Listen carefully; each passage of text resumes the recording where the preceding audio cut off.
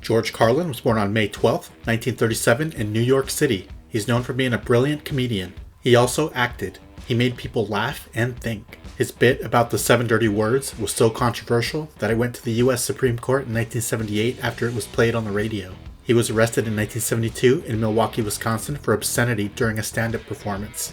He had a bag of cocaine in his pocket, but he was able to hand it off before anyone noticed. He smoked cigarettes, drank a lot of alcohol, and did his fair share of drugs. He went to rehab in 2004.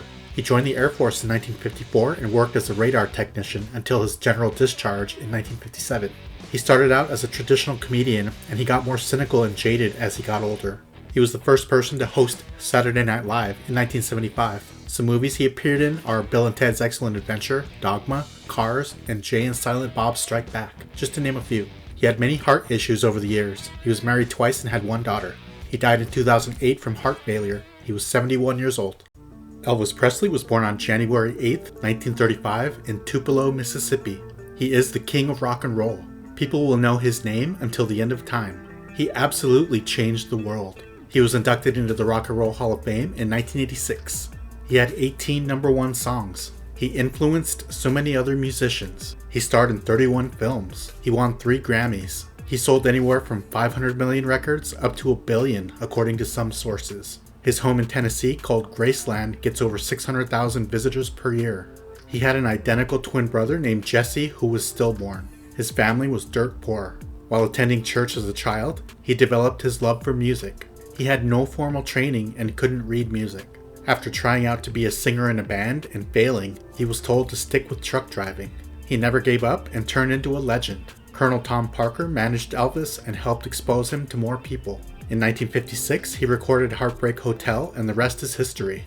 He only ever performed in North America, with songs such as Hound Dog, Blue Suede Shoes, Jailhouse Rock, Love Me Tender, All Shook Up, Don't Be Cruel, Let Me Be Your Teddy Bear, Burning Love, It's Now or Never, Suspicious Minds, and I Want You, I Need You, I Love You. No wonder he's the number one selling solo artist of all time. What was your favorite song? In 1958, he was drafted into the Army and spent 2 years as a soldier. That's where he met his future wife, Priscilla. They had one daughter named Lisa Marie. Elvis returned and went through ups and downs in his career and personal life. He was a 7th degree black belt in karate. He was very generous with his money if he thought someone needed help. He'd buy people new cars, pay medical bills, or even give away the jewelry he was wearing. After his comeback special in 1968, people couldn't get enough of him. He performed many shows until he passed away. He was married once and had one child. He died in 1977 from a heart attack. He was 42 years old. Heather O'Rourke was born on December 27, 1975 in San Diego, California. She's known for being an actress. She was discovered by famed director Steven Spielberg. She appeared in a lot of TV shows and movies before her life was cut short. Her most recognizable role was in the 1982 horror movie called Poltergeist. She was chosen over Drew Barrymore. I'll never forget her saying, "They're here." Another actress from that movie named Dominique Dunn also died young. Heather reprised her role in Part 2 and 3. She also appeared in the TV shows called Happy Days, Our House, and Webster. She was in a made-for-TV movie called Surviving, A Family Crisis, also starring Molly Ringwald and River Phoenix. Her family was able to move out of a trailer and into a house in Big Bear Lake. She started having health issues in 1987. She got giardiasis from contaminated well water, and she was misdiagnosed with Crohn's disease. She died in 1988 from a tragic combination of acute bowel obstruction called intestinal stenosis, which she was probably born with, septic shock, and cardiac arrest. She was 12 years old. Orson Wells was born on May 6, 1915 in Kenosha, Wisconsin. His birth name was George Orson Wells. He was an actor, a director, a writer, a magician, and a producer. He won an Academy Award and 3 Grammys. He was considered a genius, and he didn't go to college or receive training to be a filmmaker. His education came in the form of acting in theater and on the radio. He was able to experiment and make the rules up as he went along. Let me know if you remember him. When he was 23 years old, he directed and narrated the infamous War of the Worlds radio broadcast. The depiction of a Martian invasion was so real that there was widespread panic in those who didn't hear the disclaimer in the beginning. Orson was forced to hold a press conference the next day and apologize. In 1941, he co-wrote, directed, produced, and starred in the film called Citizen Kane. It's considered one of the greatest films ever made. He was ineligible to fight in World War II because of his flat feet, arthritis, and asthma. He did, however, perform magic tricks for the troops. As a child, he was sickly and overcame diphtheria, whooping cough, measles, and malaria.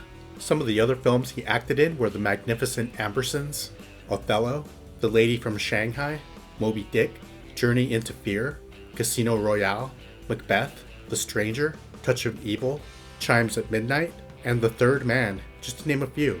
He also narrated many documentaries and films, including King of Kings, Bugs Bunny Superstar, and History of the World Part 1.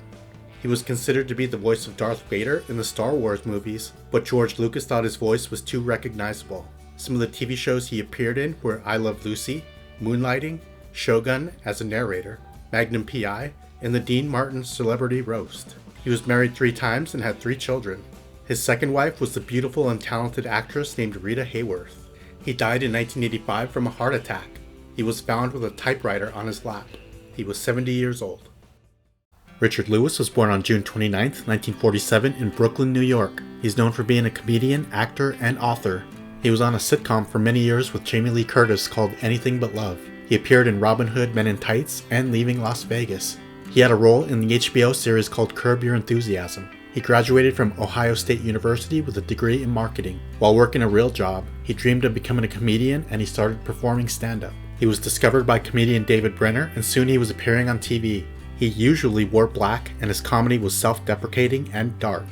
He wasn't afraid to talk about his struggles with addiction and depression. He became sober in 1994 after a cocaine overdose. He announced in 2023 that he had Parkinson's disease and that he'd be retiring from stand-up comedy. He was married once and had no children. He died in February of 2024 from a heart attack. His friend Larry David said he had that rare combination of being the funniest person and also the sweetest. But today he made me sob, and for that I'll never forgive him. Richard was 76 years old. Tom Bosley was born on October 1st, 1927 in Chicago, Illinois. He's known for being an actor and an author. He put his time in on the stage, in films, and on TV. He won a Tony Award in 1959. I grew up watching the TV show called Happy Days. It ran on ABC from 1974 to 1984. His character was named Howard Cunningham. They called him Mr. C. He was voted the 9th favorite TV dad by TV Guide. He had later success on the TV shows Murder, She Wrote and Father Dowling Mysteries. He joined the US Navy in 1944 and he trained to be a radio man. He was let go after World War II ended since they didn't need as many servicemen. He started acting in theater and went on to TV and films. With his great voice, he also did a lot of narrating for various projects. He supported many charitable organizations such as the United Way and the American Cancer Society. He was married twice and had 1 child. He died in 2010 from heart failure. He was a heavy cigarette smoker and he was also battling lung cancer. He was 83 years old.